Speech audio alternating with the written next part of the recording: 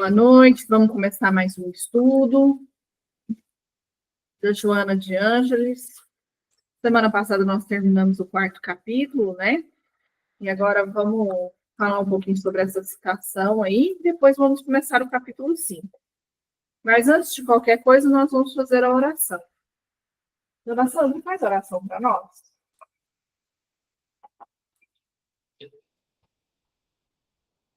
Senhor Jesus, tem que nós, mais uma vez, encontramos para esses povos. Um estudo que traz luz para as nossas almas, esclarecimentos, que vão nos fortalecer diante da nossa jornada, diante da nossa caminhada, fortalecendo nosso espírito, para que consigamos estudar e trabalhar em nome de Jesus, para dessa forma construirmos a nossa caminhada, a nossa evolução, pois esta é a finalidade de aqui estarmos reencarnados, vivendo as experiências necessárias para o burilamento do nosso espírito e o nosso crescimento espiritual. Joana de Ângeles é o amor, é a sustentação, é o espírito lúcido, através das lições e ensinamentos, traz também o fogo de luz para todos nós. Pai nosso que estás nos céus, santificado seja o vosso nome. Venha a nós o vosso reino, seja feita a vossa vontade, assim na terra como nos céus. O pão nosso de cada dia nos dai hoje. Perdoai as nossas ofensas, assim como nós perdoamos a quem nos tem ofendido. E não os deixeis cair em tentações, mas livrai-nos do mal.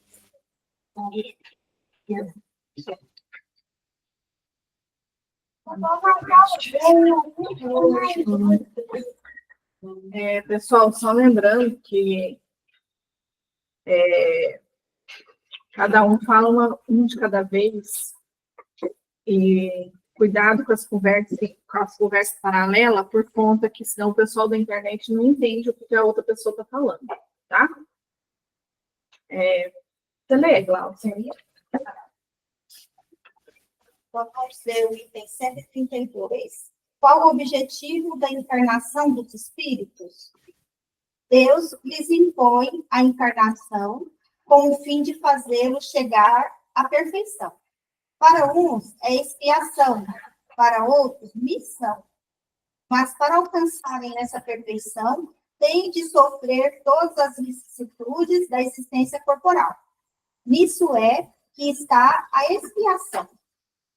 Visa ainda a outro fim, a encarnação, o de pôr o espírito em condições de suportar a parte que lhes toca na obra da criação. Para executá-la é que, em cada mundo, toma o espírito o instrumento de harmonia com a matéria essencial desse mundo, a fim de aí cumprir, daquele ponto de vista, as ordens de Deus. É assim que, concorrendo para a obra geral, ele próprio se adianta. Allan Kardec, de O Livro dos Espíritos. Até a informação, né? Ele falou aqui que a gente toma o corpo que é necessário para cada existência nossa, e a reencarnação através de sofrimentos, né? Sofrimentos que a gente mesmo cria, e se a gente quiser não é sofrimento, né? A gente leva como aprendizado. Se a gente tiver uma evolução melhor, a gente vai entender que não é sofrimento, é aprendizado, né? Mas como a gente é muito terra-terra, né? Tudo para nós é sofrimento, né? Vamos começar tudo. Mas então, se uma pessoa, quando está encarnada, faz várias coisas erradas, desencarnou. Aí encarnou e veio, por exemplo, sem as duas pernas, certo? Que é para ela poder quitar as dívidas dela, mas ela só reclamar quando ela estiver encarnada. Isso daí Ela não está pagando. ela não está pagando. Então, não vai melhorar nada na vida dela para quando ela desencarnar. A pessoa tem que vir, mas ela tem que vir, tem que estar consciente e encarar a coisa de frente. Porque eu acho que o resgate só é verdadeiramente resgate quando você passa por ele e não lamenta. E não reclama. No momento que você reclama, você não faz reclamar. Sim, mas isso que eu falo, para a pessoa não reclamar, cada caso é um caso. Ela tem que ter consciência, ela tem que conhecer, como a gente está conhecendo, a doutrina. Tem que ter o conhecimento para você ter o discernimento de não reclamar. Porque você pode Não Tem pessoas que não têm conhecimento nenhum e vivem a vida feliz. Tem. É o nosso Tem. exemplo. Mas você conhecer, Sem não, reclamar. mas você conhecer, melhor, porque você vai... Com certeza. Conhecer é melhor. Mas estou dizendo que tem pessoas que não conhecem nada da doutrina, tem 1000 problemas, e você chega na pessoa, a pessoa está assim, tá tudo bem, tá tudo certo, tá feliz, não reclama. Eu posso dar um exemplo disso que você está falando? Eu não sei se vocês têm noção do irmão que vem comigo. Vocês já viram o irmão do leite que vem comigo? Toda quinta? Ele é esquizofrênico. E pensa numa pessoa que já teve tudo para se dar bem na vida. Ele é engenheiro, ele fala vários idiomas, a cultura, assim, ó, sabe? E ele se envolveu com droga, e a droga comeu os neurônios dele, ele ficou fraco na cabeça. E deu câncer na boca, comeu tudo, ele é buraco, a boca dele, vocês viram o buraco. Gente, mas é um exemplo de humildade. Ele não reclama de quem teve lá em cima e hoje está, mas ele tem uma fé. Mas ele não reclama, tudo para ele é bem-vindo. A dor é bem-vinda, a dificuldade, tudo é bem-vindo. Então, ele é um exemplo vivo a todo momento para mim, que sou ainda muito um ser muito errante. Para mim, ele é um espírito, assim, pelo que eu presencio no dia a dia que a gente vive junto, um ser humano perfeito. Ser humano perfeito, de humildade, de entendimento, de aceitação, de tudo.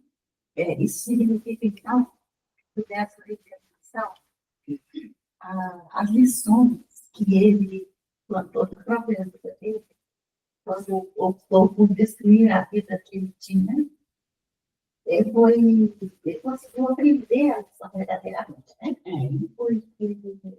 Foi um aprendizado grande. Se hoje ele é assim, e em relação a quem foi? Porque se ele fosse uma alma já vinda, madura, equilibrada, serena, espiritualmente, ele não tinha feito as escolhas que ele fez, né? Fez as escolhas erradas e acordou. E na época que ele tinha uma condição boa, morava em São Paulo, engenheiro, em São Paulo foi modelo famoso, jogador de futebol profissional famoso, ele era arrogante, ele tinha uma arrogância que ninguém suportava ele. Hoje todo mundo ama a presença dele, a humildade, a paz que ele passa com a gente. Então, assim, é aquilo que o Evangelho fala, nada acontece por acaso. A dor, muitas vezes, surge em nossas vidas em formas de bênçãos, né? Para a gente poder evoluir, né? Com certeza. Então, agora nós vamos começar o capítulo 5, né?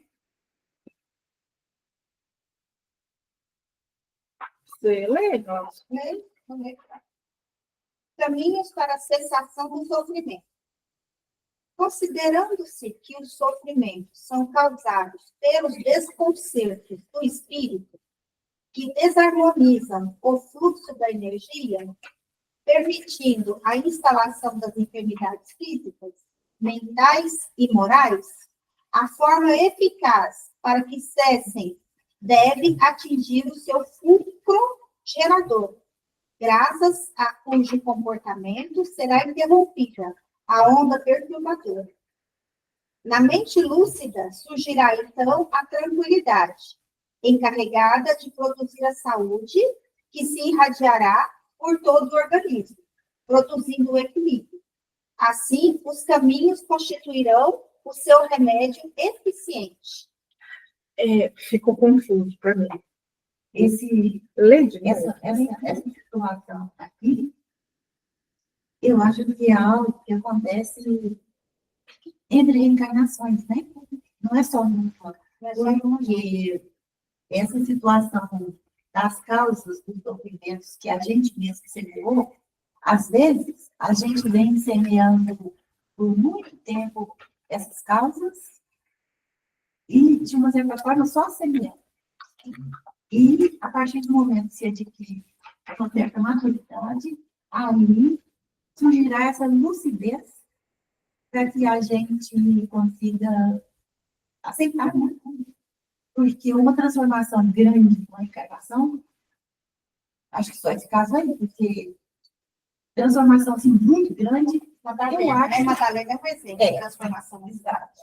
Mas eu acho que não é normal, certo? Uma pessoa ir do bandido, do criminoso, a uma semente de atitude. Mas o conserto do ser humano só acontece quando ele está encarnado ou quando ele também está desencarnado? Os dois. Os dois. Tá. Porque, às vezes, quando ele está desencarnado, o sofrimento que ele tem lá, da própria consciência, ficar ali cobrando, às vezes o auto-perdão, os arrependimentos chega, e aí ele consegue dar um passinho a mais. Um exemplo de desencarnado que conseguiu enxergar melhor a vida do espírito é o André Luiz. Quando ele chegou lá, ele chegou arrogante. Então, por isso que eu estava pensando. Ele chegou super arrogante. De repente, ele pegou uma vassoura e começou a varrer, a limpar os vômitos, a varrer o lugar que estava. Por conta própria. Primeiro, ele levou muita chibatada, porque ele achou que ele ia ser médico, né? Mas, por exemplo, um espírito que encarnou, ele veio com aqueles problemas que eu falei. Tá? Aí ele morreu, desencarnou, aí ele pode reencarnar mais uma ou duas vezes com os mesmos problemas? Pode. Às vezes ele Braço, mesmo a perna, pede. coisa? Às vezes Pode. ele mesmo pede, para que ele volte daquela forma. Quantas vezes for necessário, né? Até ele evoluir. Precisa ler de novo? Que eu não tenho entendendo. Não, acho que agora eu entendi. O exemplo que ela colocou do André Luiz, né? A gente, quem conhece a história dele como encarnado, sabe, né? Ele era um cara muito inteligente, mas era arrogante, era uma pessoa que tinha muitas Quem foi? Desculpa. várias chagas, Ah, que é o André Luiz. Certo? E era uma pessoa muito inteligente, estudioso naquilo que eu gostava de fazer, mas era arrogante, certo? Tinha uma vida desregrada, etc, etc, mas era muito respeitado no mundo. Quando ele chegou lá, coisa ocorrida, ele achou que a coisa ia ficar do mesmo jeito. Mas ele tinha uma situação. Ele era uma pessoa muito inteligente, muito estudiosa e muito observadora. Então, isso foi algo extremamente importante na vida dele. Por quê? Quando ele chegou lá e descobriu que as coisas não eram como ele estava, ele começou a observar, prestar atenção e estudar. Tanto é que ele se transformou totalmente. E até hoje não precisou reencarnar ainda, porque começou a fazer um trabalho todo lá na espiritualidade, que lá ele é muito mais importante do que aqui reencarnado, né? Porque reencarnado aqui ele vai estar fazendo alguma coisa para ele, para a evolução dele. E lá ele está ajudando muita gente. Então, essa capacidade de percepção, de entendimento, de compreensão, é o que pode fazer, muitas vezes, uma diferença muito grande nas escolhas que a pessoa vai fazer. Lembrando que nem por isso ele permanecerá no mundo espiritual a vida toda. O resto da existência espiritual, ele vai reencarnar uma hora. Uma hora ele vai ser convidado a reencarnar. Possivelmente, na evolução que ele está, se encontra, no mundo de regeneração. Fulcro. O que é? Eu fui ver o significado, significa cerne. Certo? certo? Na origem, na base. Na origem. O que eu também senti dificuldade nesse parágrafo, e por isso que eu estava prestando atenção. Eu entendi, assim, que o sofrimento, ele desequilibra o espírito, de alguma forma, que é onde esse desequilíbrio energético nosso que gera esse sofrimento, que o sofrimento gera esse desequilíbrio.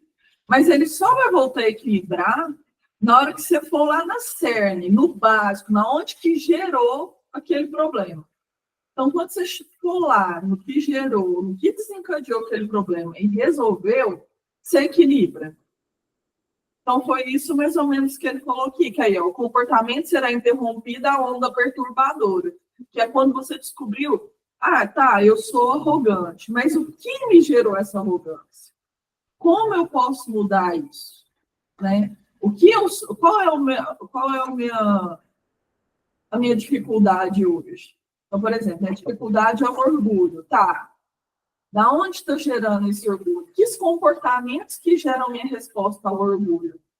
E aí, a partir disso, eu consigo trabalhar esse orgulho. Entendeu? É reconhecer e trabalhar onde está esse início dessa dificuldade.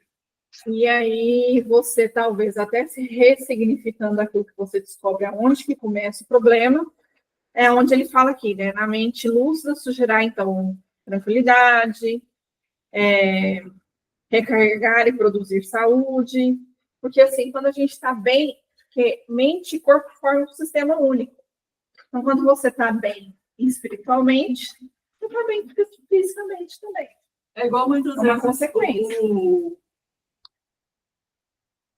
Ribeiro fala, mas eu tenho essa dificuldade. Então, já começou identificando. Eu tenho uma certa dificuldade. Tá, mas o que gera essa minha dificuldade? No que eu posso trabalhar para mudar isso? O que quais são os gatilhos que toda vez que tem algumas situações que toca aquele interruptor de novo? Então, na hora que você descobre qual que é o interruptor, você consegue desligar ele. Na hora que vem, você fala, opa, já vai desencadear de novo aquilo que não é o que... Aí você começa a ter mais controle da situação. Eu acho que foi mais ou menos isso que ela falou aqui. Não, desculpa. Pode continuar. Enquanto não houver uma consciência de saúde real, o ser transitará de um para outro. Há pessoas que, embora sem conhecimento das regras que promovem a harmonia íntima, gozam de saúde apresentando-se bem dispostas e fortes. São estes, no entanto, fenômenos automáticos do organismo que se contaminará ou não durante a existência, de acordo com a conduta moral e mental que se lhe inspiram, permanecendo ou não saudáveis. A antiga sabedoria budista estabeleceu um sistema de meditação através do qual a saúde se instala e o sofrimento desaparece. Foi o que a Cris comentou, né? Tem gente que não tem esse conhecimento e tem a sabedoria. Pelo que eu entendi, isso instala automático, mas baseado no que a gente já viveu antes. E a pessoa já adquiriu. Pode ser que nessa existência ela não tenha noção, mas esse aprendizado já ficou travado, né? Com o mecanismo já na pessoa. Então, e é aquela coisa, né? Uma coisa interessante que fala aqui, né? Enquanto não houver a consciência daquilo que você precisa fazer, que aqui, ó, enquanto não houver a consciência da saúde real, se transitará entre um sofrimento e outro. Então, quer dizer... E muitas vezes é uma reencarnação e outra, né? Exatamente. E sofrimento pode Porque ser depende do quanto você consegue evoluir moralmente e mentalmente. eu passei duas coisas. O sofrimento pode ser passado para outro? Como que Fazer? Por que tem muita mãe, pessoas boas, que perde o filho cedo, depois vive no sofrimento, por causa não aceita a morte do filho, depois, porque ela tinha que passar por isso, ela fez alguma coisa errada? É o resgate, normalmente é da É o resgate pessoa. dos dois, do filho e da mãe. Não, às vezes o tempo do filho era só aquele. O resgate maior é da mãe. É de quem fica. Posso citar outro exemplo? Espera aí, a Geise quer falar. Pode falar, Geise. É que, com essa dúvida do Ribeiro, eu lembrei do livro que eu estou lendo agora, que é Entre a Terra e o Céu, e conta a história de exemplificando, né, o que pode acontecer, porque nesse livro tem um desencarne do mesmo espírito na infância 2 vezes. E esse desencarne, na primeira vez, ele era filho de a mãe dele tinha morrido e o pai dele tinha casado, né, com uma outra mulher. Ele era enteado e ele morreu afogado. E aí, né, a história do livro vai contando por que isso aconteceu e tudo mais. E aí, de uma forma muito, muito resumida, essas pessoas, né, esse pai da criança e essa madrasta, eles tinham uma história com essa criança, né, no pretérito. E esse menino, esse espírito que morreu na infância, afogado, ele tinha se suicidado pela traição desse casal. Então, ele tinha um relacionamento com essa mulher, que agora era madrasta dele, e essa mulher traiu ele com o que agora era o pai dele. E aí ele fez uma tentativa de suicídio ingerindo veneno, não conseguiu, e conseguiu se suicidar afogado no mar. E é tão interessante como esse livro conta essa história, que essa criança desencarnou, e ela desencarnou levando no perispírito uma chaga, né, uma ferida na garganta por conta do suicídio. E aí ele ficava, né, chorando muito, com muita dor, e aí foi concedido a ele a reencarnação na mesma família, como filho desse casal. Esse casal tinha sido responsável por provocar o suicídio dele em outra encarnação, e agora estava sendo dada a oportunidade de restituir a vida dele, e esse espírito foi explicado muito, com bastante ênfase, né? Que esse espírito, essa criança, precisava reencarnar para curar essa chaga na garganta. Não era possível fazer essa cura do perispírito no plano espiritual. Então, ele precisava reencarnar e desencarnar ainda criança, né? Porque ele tentou suicidar 2 vezes e aí ele precisava de 2 encarnações como criança para conseguir curar o que ele tinha provocado no perispírito dele. E essas 2 pessoas, né, esse casal que tinha sido, né, o que incentivou, que causou o suicídio, teve a oportunidade de receber ele na família para ajudar ele a se curar. Eu achei essa história com tanta riqueza, ela é bem mais ampla, eu recomendo muito, é um livro que toca muito a gente, eu chorei muito lendo ele, mas é para exemplificar. E aí essa criança, né, esse espírito, na segunda vez, ele reencarnou, né, como filho desse casal e desencarnou ainda bebê, através de uma infecção, e ele tomou um soro e sofreu um choque anafilático.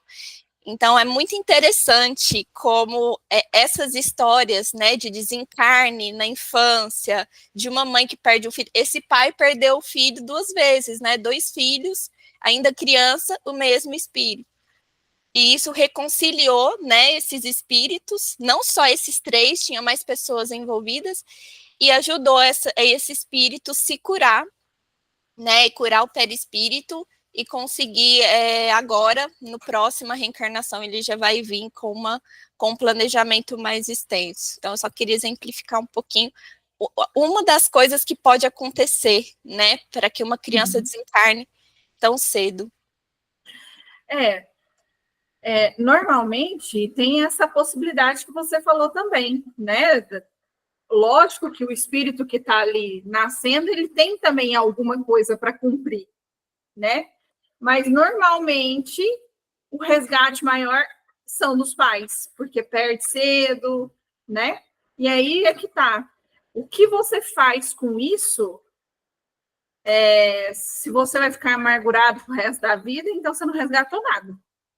Agora, se de alguma forma, mesmo que você tenha perdido, e você leva esse sofrimento de uma maneira mais leve, eu acho que a recompensa depois vem, né? Mas não é fácil, não, porque perder mãe já é difícil, imagina perder um filho, né? Eu acho que deve ser muito triste. Vamos continuar? O fator revolta, Que é a questão, ele né? estabelece a diferença entre o aproveitamento e o não aproveitamento da reencarnação, né? Exatamente. Eu perdi um filho com 27 anos. A vida continua. Eu, com a dor da perda dele, tenho certeza que Jesus me deu a oportunidade de viver bem espiritualmente. Inclusive, eu dou sequência ao trabalho da caridade que eu fazia quando ele era encarnado, era mexer, recuperar drogados. Eu continuo no trabalho que ele deixou. E, para mim, eu agradeço a Deus todos os dias de ter me dado a ele como oportunidade, muita alegria de Deus ter permitido eu ter convivido 27 anos com ele. E conviver com ele foi só aprendizado. Ele tinha uma alma muito boa e eu aprendi muito com ele. Ele foi profissional. Foi. Ele está num lugar, ele está fazendo um trabalho no plano espiritual muito comigo. Também com recuperação de viciados que desencarnam no plano espiritual. Muito linda a história dele. Vamos continuar? Jesus, portador de equilíbrio do tempo, considerava o amor como a causa única para a realização ideal do ser. A mutilação ou a ausência do amor a Deus, ao próximo ou a si mesmo, produz a insatisfação, o desajuste, o desequilíbrio da energia, tornando-se fator causal de doenças, de sofrimento. O desamor é uma realidade, uma doença cuja manifestação se dá de imediato ou posteriormente, assinalando o ser com processos degenerativos da personalidade que instalam no organismo o vírus e bacilos agressivos. Amor realmente é um transformador absoluto de tudo, né? Mas o desamor também faz estrago. Exatamente. A gente vê isso na sociedade, né? No dia a dia. Desamor das pessoas. Quando tem estragado famílias, amigos, a gente às vezes fica até um pouco assustado, né? Com algumas situações. A gente fala, meu trabalho, Deus, principalmente, a gente fala, Jesus amado, como que pode? A falta de empatia. Então, o amor total. Sociedade, né? Não, muito falta de amor ao próximo. Acho que falta religião.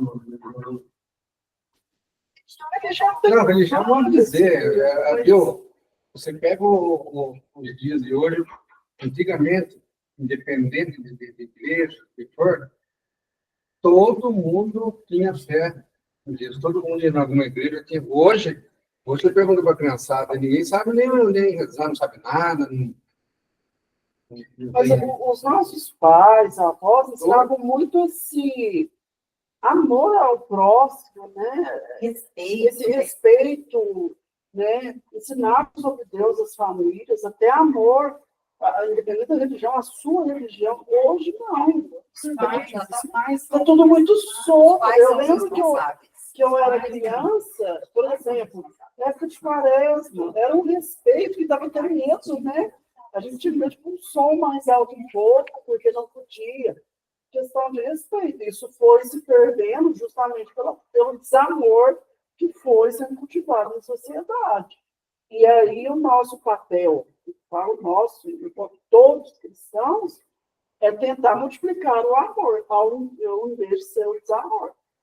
Nas gerações atuais, a gente, mais jovens, eles vivem ali, mas o que a gente tem percebido é um egocentrismo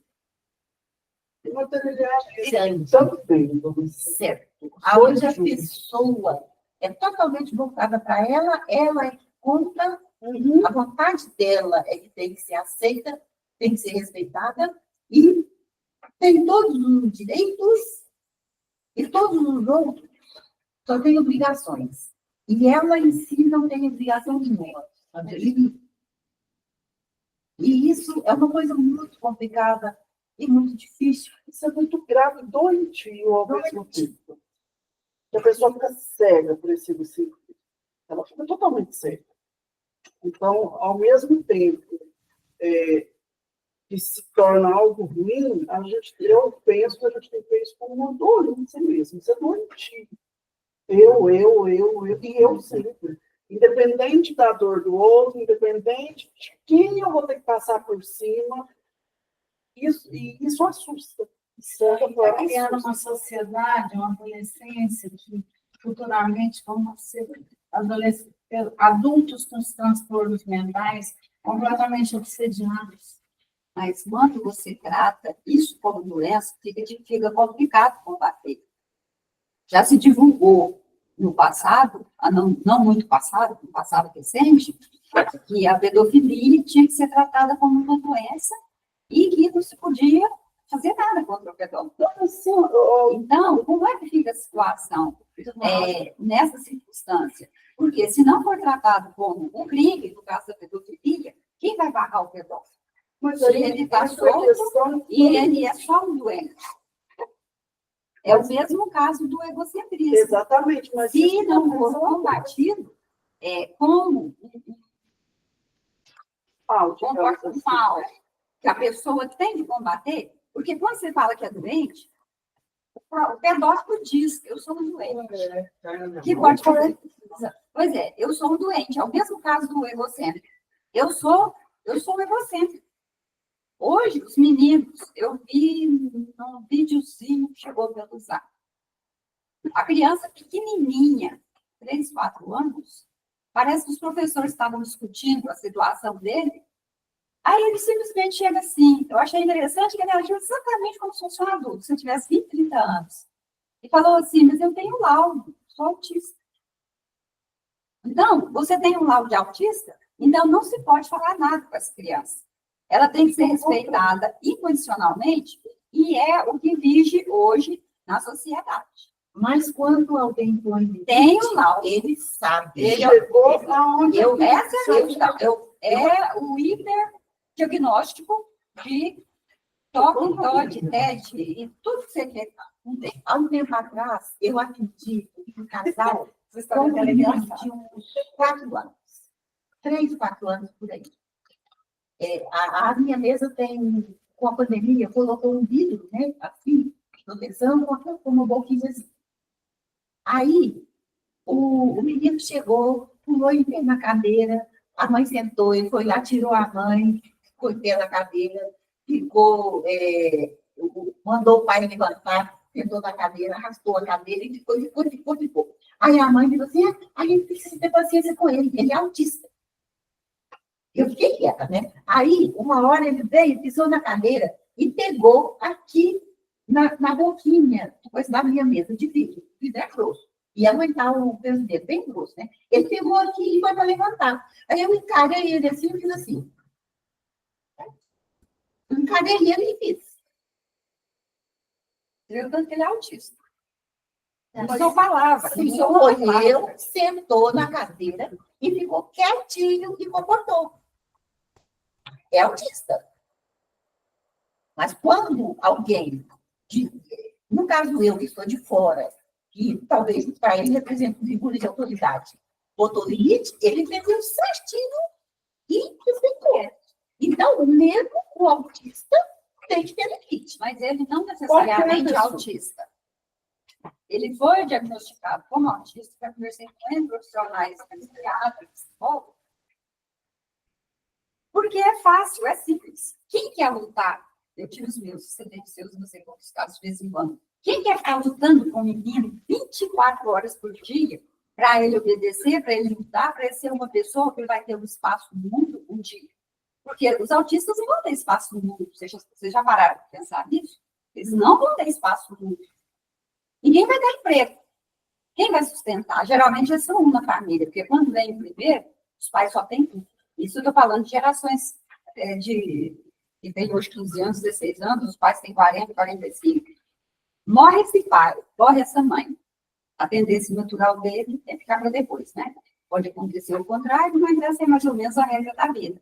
Morre o vô, a avó, para começar, costuma não ter tio, porque os pais não tiveram muitos irmãos. Aí, o que vai acontecer com esse autista daqui 20 anos, 30 anos? Não, isso é gravíssimo. É uma coisa assim, de uma gravidade que eu sou velha e já vi tempos diferentes. Acho que daqui 40 anos o mundo vai dar uma coisa muito complicada. Muito complicada. Pois é, eu também não vou. Então eu fico satisfeita. Aí às vezes eu falo, assim, é tão bom ser velho. Não, Mas bom ser velho. a gente vai Eu já passei a coletividade. Mas que caralho, que verdade. A coletividade em volta não é um pai ou uma mãe. Então vai lutar, pelejar. Vai empurrar, vai jogar para qualquer canto e não quer saber de você perde de jeito nenhum, porque você nem vai falar. É. Dona Sandra, a senhora chegou aonde eu queria que a senhora chegasse, na questão do limite. A gente vivencia isso. Bom, eu não sou um dos mais velhos, mas não sou um dos mais novos por casa também. O limite é tudo. Independente de ser autista, de ser egocentrista, limites. A pessoa, por mais egocêntrica que ela seja, ela sabe até onde ela pode ir com cada um. Eu tive uma colega de trabalho que ela pintou todo mundo. Quando chega comigo, ela pintou. Aí eu disse, o que você fez?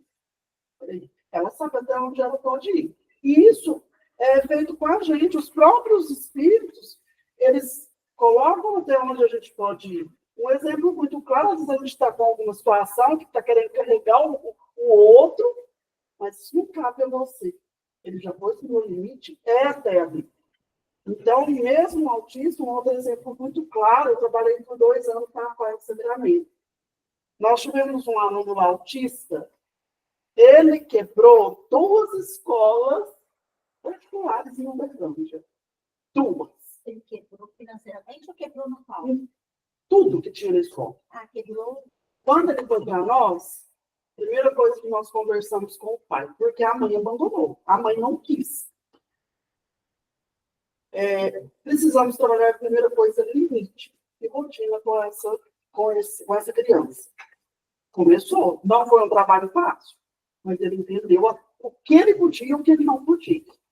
E um dia, o pai dele lá na PAI, e ele veio para quebrar o fedor. Eu só fiz assim para a sala. Não deu um grito. Ele virou, ele foi na sala, sentou e foi sentadinho. Igual a autista dela. E aí, o pai ficou assim, mas ele ficou em 2 escolas em Uberlândia que eu pagava para ele ficar. Aqui ele não quebrou. Ele não foi para o lado do bebedor. Eu falei, ele sabe que não pode quebrar. Então, jogava a mesa para cima, a hora que acalmava, ele falava, a gente vai arrumar, porque você não pegou a sala desse jeito. Você pegou ela arrumada. Vai colocar a mesa no lugar. Do jeito dele, com a dificuldade dele, depois até ir um profissional e pôr no lugar. Mas ele levantava a cadeira que ele jogou no chão, a mesa, para entender o quê? Que ali não é, ele não podia fazer o que ele queria. A sociedade não deixa. E hoje, quando a gente vê ele na rua, eu fico muito feliz porque não podia soltar ele na rua. Ele enfiava, hoje não ele anda sozinho, acompanhado de alguém com a mãozinha solta. Limite. Pode, não pode. Sim, e hoje falta esse limite. Então, a pessoa, eu sou egocentrista. Mas vai ser o seu ego em primeiro lugar, até onde você pode ir em primeiro lugar. Aonde talvez o outro é do outro. Então, e isso traz esse prejuízo que a dona Aura falou para o próprio indivíduo. Né? Ele passa por situações que talvez não haveria necessidade de passar. Mas por conta da escolha dele, ele acaba passando. Porque a sociedade, ela não tem dó, não tem piedade de ninguém. É aquilo e acabou. Não é igual pai e mãe. Tenta contornar, a segunda, a terceira, a quinta gente. A sociedade não quer saber. Ela aponta o dedo e pronto. Então, a questão de você se colocar em primeiro lugar, no intuito de não se prejudicar, é uma coisa. Agora, quando você começa a prejudicar todo mundo à sua volta, para se sentir melhor, você sempre você, aí é outra. E aí falta o limite que vem lá da infância. E a gente percebe isso, né, nos dias de hoje.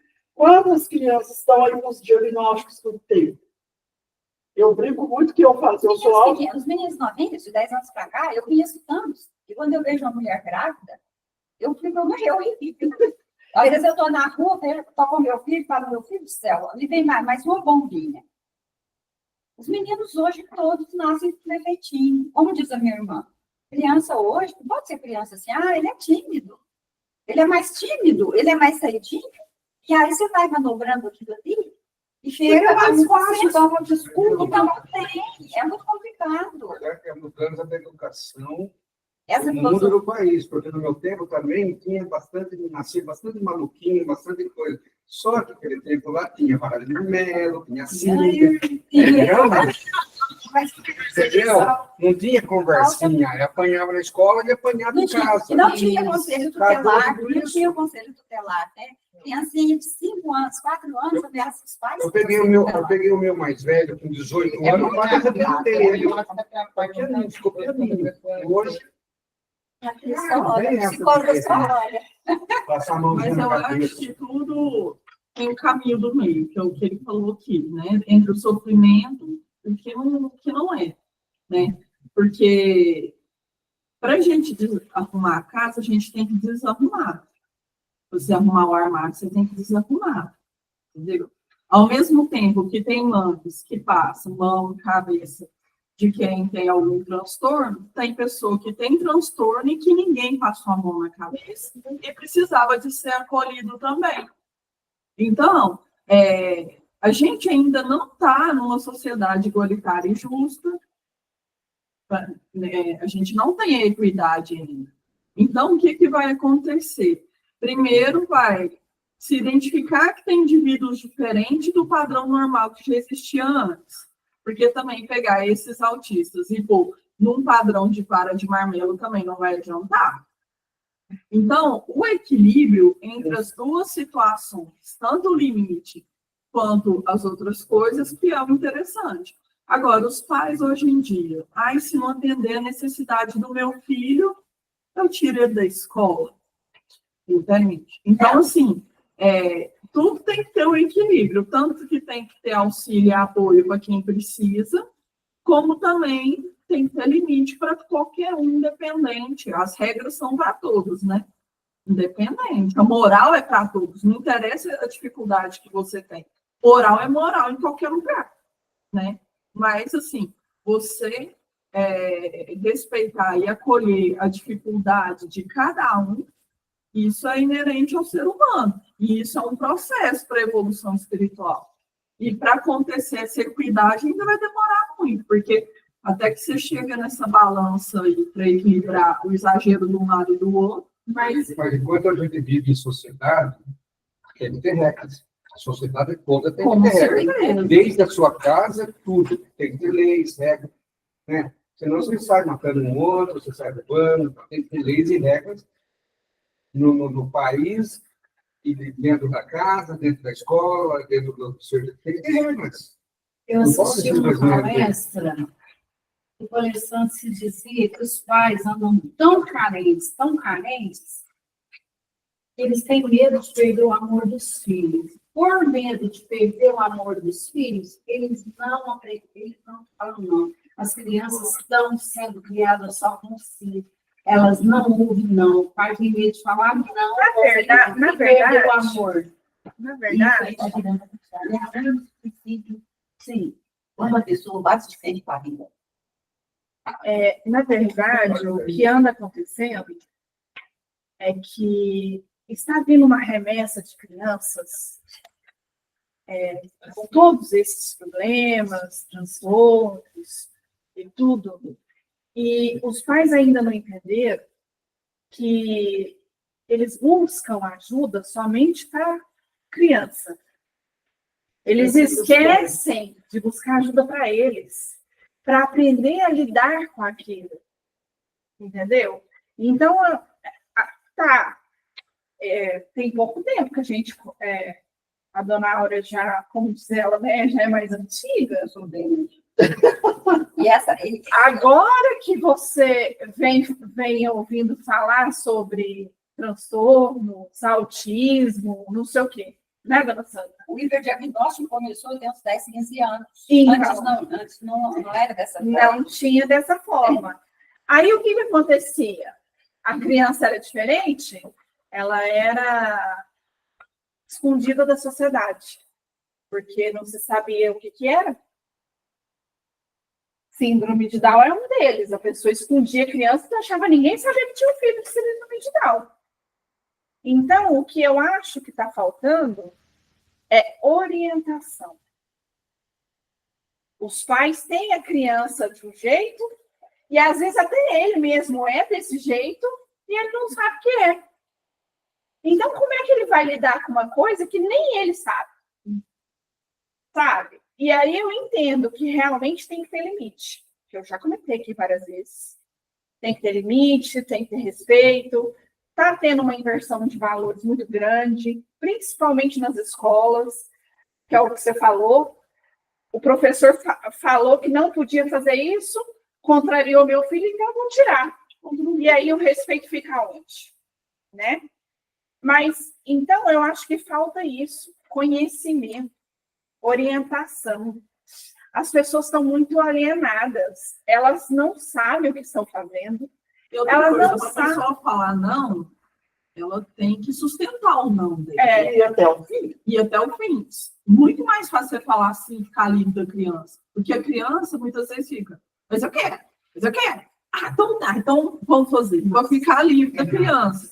Hoje é difícil a gente falar não para o filho. Porque tem um monte de... E outra coisa, imagina você fazendo um monte de coisa ao mesmo tempo. Porque antes, a sua mãe ficava em casa olhando você e pondo regra em você.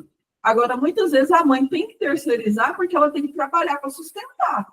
Então, ela chega em casa à tarde, trabalhou o dia inteiro, tem que cuidar da casa, pôr alimento dentro de casa, uma criança hiperativa, porque ela não pode sair para a rua, né? Que antes todo mundo ia para a rua, a mãe brigava. Menino, volta para dentro. Agora você quer pôr o menino na rua, para ver se dá um sossego. Entendeu? Porque antes os pais, os avós ajudavam, morava um avô, um tio, uma avó, uma irmã, todo um perto um do outro, os primos brincavam tudo um com o outro. Hoje a criança tem que ficar dentro de casa. Só no quarto. As crianças hoje, porque às vezes é no quarto. Entende? Então, assim, a pessoa aprendia muito o limite também com outro irmão, com um colega que punha limite nele. Agora, a maioria é filho único. Ou tem no máximo mais um irmão. Não tem relação com os primos porque mora tudo longe. Não tem relação com o vizinho porque tem que ter muro até em cima. E outra, se você deixa na casa do vizinho, você não sabe quem que é seu vizinho hoje em dia. Então, às vezes, para aquela mãe segurar aquele turbilhão dentro de casa sozinha, porque a avó mora longe, a tia mora não sei não, trabalhou o dia inteiro, né? Chegar a você quer falar assim, não, sim, como você quiser, porque eu não estou dando conta mais. Então, tudo tem um meio termo também. E antigamente, não, a mãe tinha 5 filhos, não tinha condição nenhuma de dar privilégio para ninguém, mal tinha um chinelo, então você tinha que focar na sobrevivência. Hoje, ninguém precisa focar na sobrevivência. Você quer comer, você vai no supermercado. Antes, não, você tinha que controlar a comida que você ia dar, porque você não sabe o que você ia ter depois, né? Então, hoje é diferente também. Então, você não tem um apoio que antigamente tinha. Antes o pai falava, não, você não vai fazer isso, ele tinha a autoridade dentro de uma casa. Você saía na rua, dava birra para você ver se você não tinha autoridade do pai puxar a orelha. Agora, o seu filho começa a dar birra na rua, uns olham, por que você não pega esse menino e caceta ele? Outros olham, que absurdo, você não pode fazer nada com o menino. Porque nem com o cachorro não pode chamar atenção mais. Porque meu cachorro, ele tem a casa dele, ele não pode ficar do lado de fora na chuva. Porque isso quer dizer que eu estou maltratando ele. Entendeu? Hoje o cachorro ele tem mais privilégio do que as pessoas da família. Então, tudo isso também está invertido, né? Tanto um exagero de um lado quanto de outro lado. Mas eu acho que é tipo assim, nós estamos tirando a bagunça do armário para consertar e poder pôr de volta, para poder arrumar. Né? Porque para ver o que não deu certo, o que deu certo, para chegar ali no meio termo. Você não pode nem ser 8 ou 80 para as coisas. Não dá, hoje em dia não dá. É, por isso que eu estou falando que assim, tem muitos fatores envolvendo tudo isso, né? E o desamor é um deles. Gente, nós temos que... Atualmente, vocês têm acompanhado aí também a lei do celular? Nossa, Olabel. Mas já foi. Os pais brigando, porque são contra a lei. Tem que me falar. Mas foi, eu falei. Mas foi o que eu falei lá em casa. Eu até comentei com ele também. Ele falou assim, mas ele pode levar desligado, a hora que ele sair da escola, ele liga se a gente precisar falar com ele. Eu falei assim, você tinha celular quando você ia para a escola? Não. Se o aluno precisar falar com a mãe, a escola tem telefone, a escola liga. Olha, quantas vezes a diretora ligou para minha mãe, sua filha está querendo sair mais cedo, ela está doente, precisa vir buscar. Na escola. Entendeu? Então, quer dizer, você não tinha telefone. Então, mas na hora que você ia embora, você ia como, Igor? Eu ia a pé. Então, hoje você pode deixar seu filho ir a pé? Mas aí você tem que recurso. buscar. Aí você tem que buscar. Aí tem um monte de para na fila. Você tem horário de almoço. Você tem que falar assim, fulano, eu tô aqui na esquina te esperando. Cadê você? Então, assim, ao mesmo tempo, eu saía da minha casa, eu morava lá, Santa Maria, estudava aqui no centro da cidade, eu vinha a pé, com 8 anos de idade. Hoje um menino de 14 anos de idade não sabe atravessar a rua. Então, a gente tem que chegar ao meio termo. Eu acho assim, você não poder levar o celular na sala de aula, isso é óbvio. Não tem nem que discutir, nem recreio, eu acho que pode. Porque você perde a interação social entre as crianças ali, que é onde você aprende. Mas, ao mesmo tempo, você falar assim, não, no final da aula você não pode ligar para o seu pai te buscar, é outra coisa. Agora, a escola tem que pôr regra. Daqui dentro, você não vai ligar o celular. E ponto, pegou alguém que ligou o celular, você tem que ser rígido. Então, você não pode ser nem 8 e nem 80. Você não pode deixar usar dentro da sala e nem recreio, porque meus meninos não levam celular. Mas, vamos supor, ele tem que sair. Você não entra ali para pegar mais. Antigamente, eu ia a pé, eu ia de ônibus para a escola. Eu ia do jeito que tivesse que ir. Chegava em casa, você sabia que seu filho estava em casa. Agora, se o seu filho vai entrar em casa, você não sabe se ele entrou sozinho, se alguém entrou junto com um bandido, entrou junto com ele, né? Porque até o celular é chamativo para isso. Então, a gente tem que ponderar. Eu não acho que tem que liberar dentro da escola, não. Mas também, ao mesmo tempo, a pessoa saiu ali para fora, a escola não tem que ficar ligando para o papai. A não ser que ele esteja doente, a não ser que ele precise de um material, né? Mas fora isso, eu acho que a escola não tem obrigação de cuidar do menino lá na rua depois que saiu da sala. Não, mas eu tô falando assim, o fato que eu tô falando de, por exemplo, ele tá lá na escola, quase para sair, ele ainda não saiu da escola, por que ele tem que me ligar? Não tem, vamos. É isso que eu falo, já não pode ser nem 8, nem 8. O foco da criança. Quantas vezes eu já liguei para minha neta, ela em sala de aula atender telefone? E o foco do estudo? Gente, a gente que é adulto, eu estou atendendo uma pessoa, a pessoa está na minha mesa, o telefone dela toca, ela me larga ali para atender a pessoa que está no telefone, cara, não sabe quem é. Gente, vamos encerrar? Semana que vem, então, a gente continua pela somatização dos problemas, né? É tudo isso um pouco daquilo que a gente está falando aqui. Alguém da internet quer falar alguma coisa? Não? Tá tudo ok? Alguém aí quer fazer oração? A gente. Ixi, o Lucas já te intimou, Geice. Oi? Aí, oi? Você fazer a oração final para nós? Eu? É, Eu? só o recado. Vamos lá. Vamos agradecer ao nosso Senhor Jesus, a toda a espiritualidade amiga que esteve presente junto a nós nesse estudo de hoje. Agradecer as inspirações, agradecer o amparo, agradecer essa oportunidade de aprendizado, agradecer a Joana por essas palavras, por esse ensinamento tão precioso.